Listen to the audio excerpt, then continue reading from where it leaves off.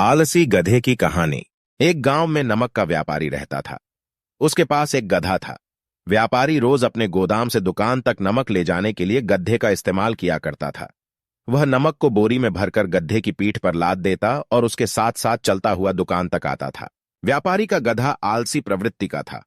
काम से बचने के लिए वह नित्य नए उपाय सोचता रहता था। गोदाम से दुकान तक के रास्ते में एक नदी पड़ी डती थी, जिस पर एक छोटा पुल बना हुआ है। एक दिन नदी पर बने पुल पर चलते समय अचानक गधे का पैर फिसला और वह नदी में जा गिरा। नदी के पानी से नमक की बोरी भीग गई। जब तक व्यापारी ने गधे को पानी से निकाला, तब तक बोरी में भरा बहुत सारा नमक घुल चुका था। गधा जब चलने लगा तो उसे बोरी का भार बहुत कम महसूस हुआ और वह खुश हो गया। उसने सोचा कि अपने ऊपर लदा बोझ हल्का करने का यह बहुत बढ़िया तरीका है।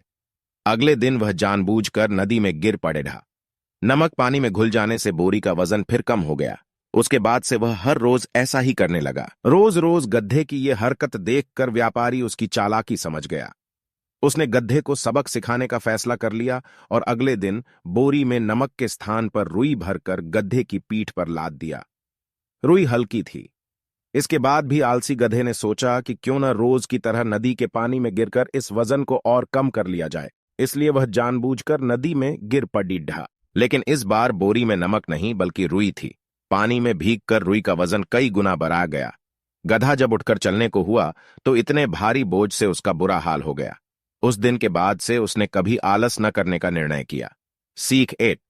आलस का फल कभी न कभी मिल ही जाता है। 2। एक ही उपाय हर बार कारगर सिद्ध नहीं होता।